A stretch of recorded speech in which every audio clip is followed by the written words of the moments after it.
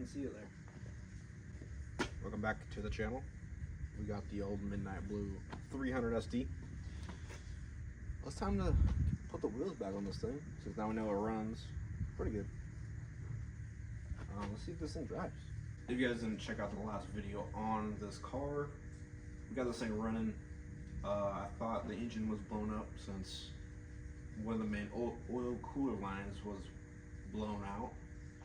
Usually when that happens, you grenade your engine.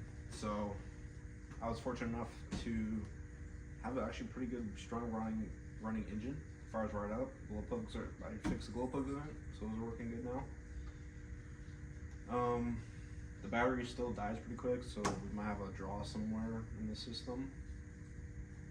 We have to fix the tie rods, and I'm gonna take off this bumper and put a different one on. Also got some good tail lights to put it back on it, since these are pretty ugly looking. We're just gonna clean it up and see if she drives good. So let's start off with, I'm actually gonna pull off the front bumper first. As you guys can tell, this bumper is pretty messed up. Somebody either ran this car into something or somebody backed into it, who knows. It's also got some scrapes and stuff. But basically to take these off, it's literally just 4 little nuts on each side. That just takes it off. Up in the midst of the garbage pile, we got ourselves another bumper here. This one's in decent condition. It's literally just been sitting out here. I took this off of a similar year 300SD, so it's not all messed up at the top like the other one. It's still kind of but I think it'll do the job pretty well. So let's take off this front bumper.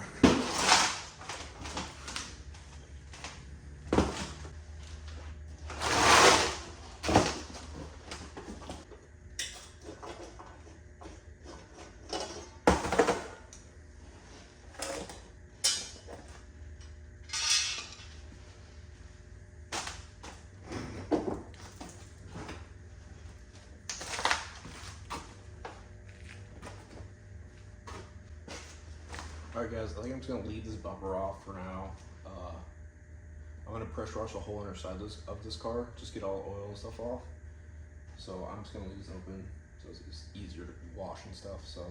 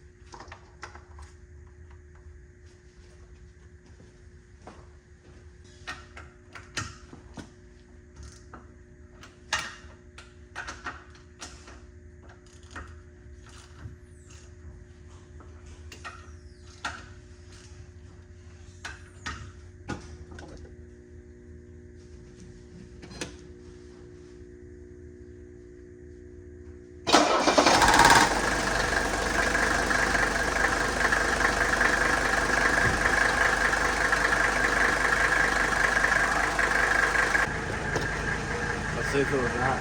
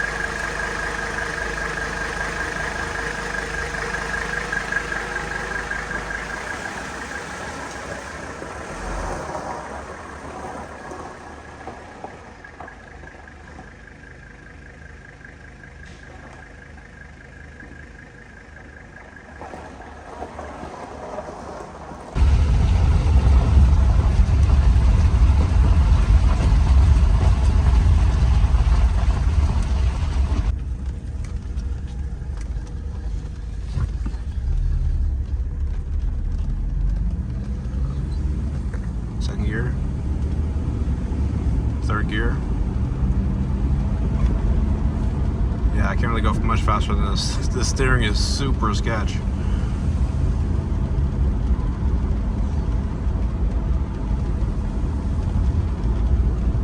Speedo works. Temperatures are coming up a little bit. Yeah, the alignment's so bad. It's wanting to go every single way other than straight.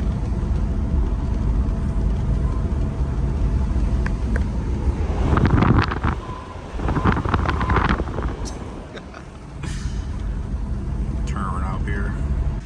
Alright guys, we're running a little bit hot. But yeah, it doesn't want to kick down for some reason.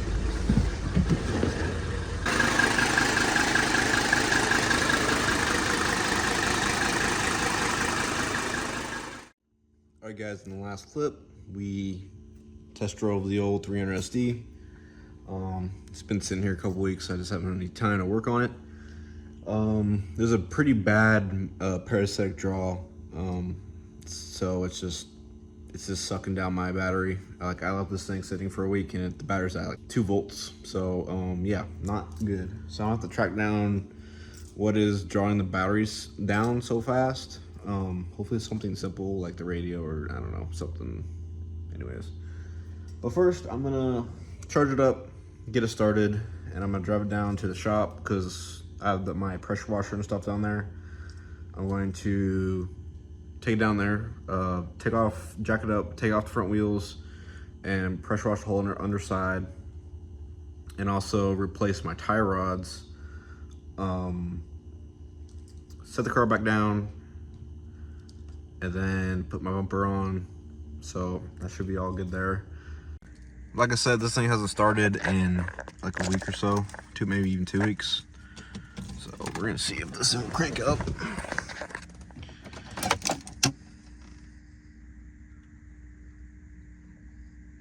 A little chillier out this week, so.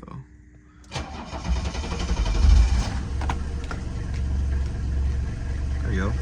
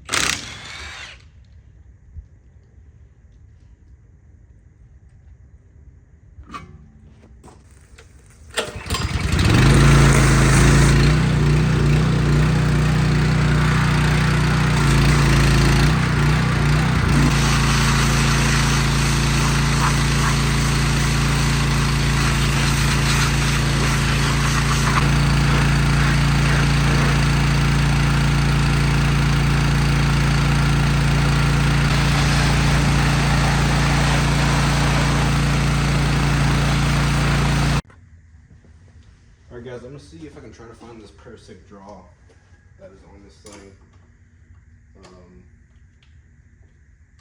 Hopefully it's something simple. I'm just gonna start pulling fuses and see if my amps draw. Alright guys, I think I nailed it down to fuse 15, which is this guy right here. This white 8 amp. Truck light, roof light, front and rear illumination, vanity mirror, safety belt, hand over arm, door lights, automatic antenna, warning monitor term. So there's a lot of stuff on that, unfortunately. But yeah, that's what's drawing all of our amps or all our voltage, is that guy right there. So I'm gonna start with the antenna. That seems like where they mostly fail a lot of the time. So I'm gonna disconnect the antenna and see if it changes anything. But yeah, we'll see. All right guys, since I'm looking at the antenna, I just disconnected the one screw that was holding that thing on. The little seal around the antenna is missing.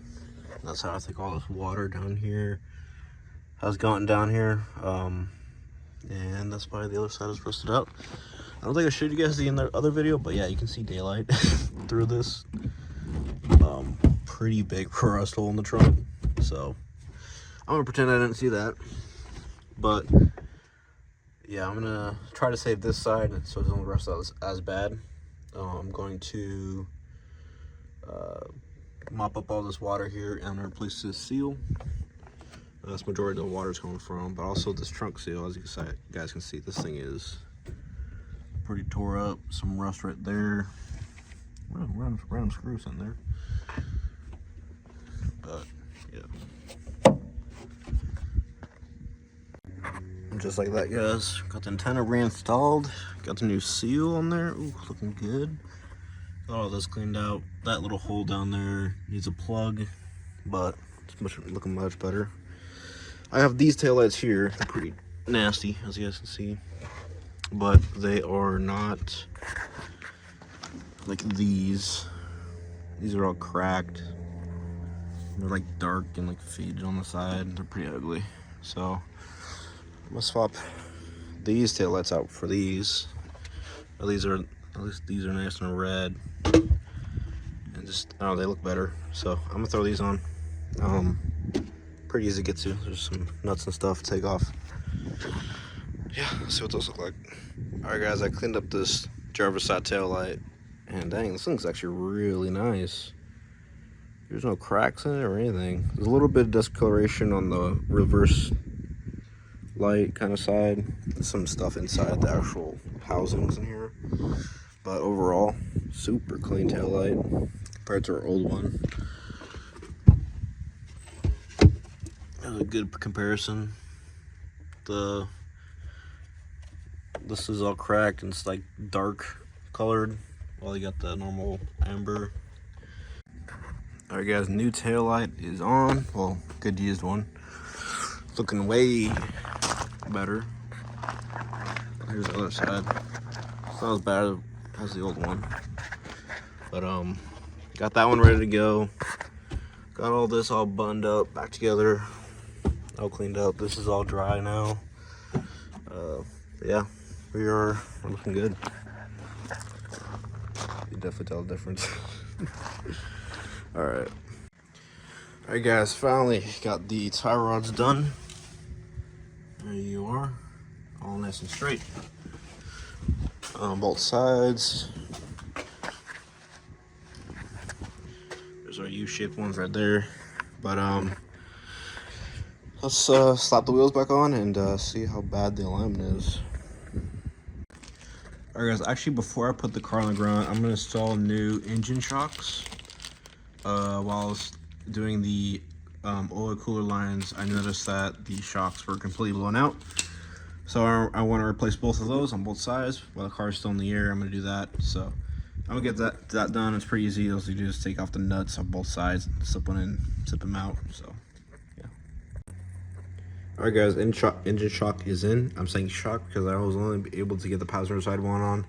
The other side, the mount, the top mount that mounts onto this, to the top here, was just broken because it's rubber. So I gotta get a new mount for that side. So yeah, for now I am going to throw on my wheels and tires, my bumper, put this thing on the ground and go drive it around. Alright guys, so just like that, she's back on the ground, wheels are on, this bumper is on. Yes, it is really dirty. It's been sitting outside for a couple years, so this car needs a good wash anyways. I still gotta get the auction stickers and stuff off, so, but tires are on. They're actually not like pointed that way anymore, so that's cool. Yeah, I'm gonna take this thing for a cruise. It's a nice afternoon, so yeah, let's go enjoy it a little bit.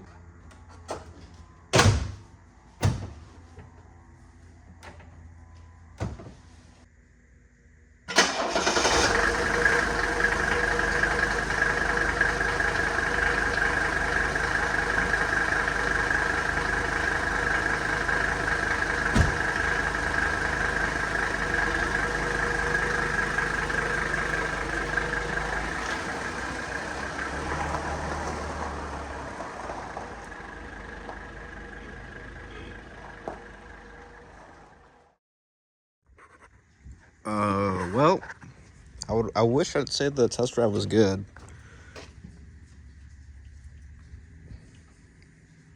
I don't know if it's overheating or what, but it was dog slow. Like the slowest turbo OM617 I've ever driven. I live in a pretty hilly area, and I was trying to go up a hill, and it was only going up the hill in first gear, going 10 miles an hour at like 2,500 RPM, maybe even 3,000. Yeah, she's warm. She's very warm. So it's not good. And it's actually quit. I was just pulling right here to turn around, and it quit. So yeah, I'm gonna let it cool down for a while.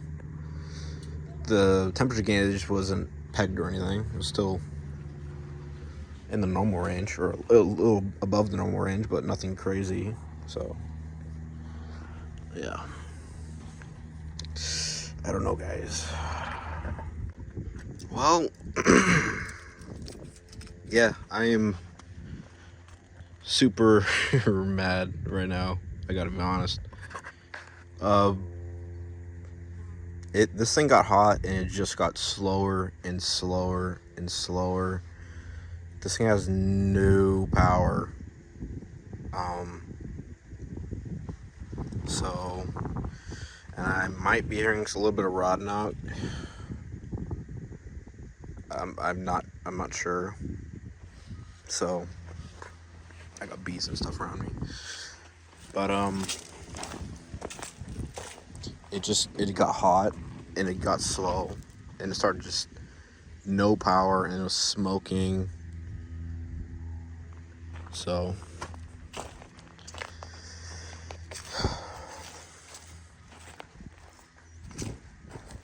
it barely started, and it just quits on you.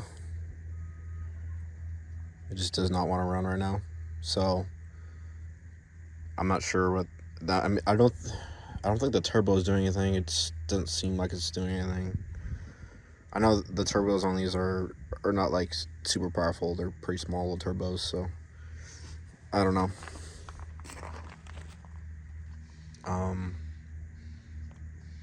Yeah.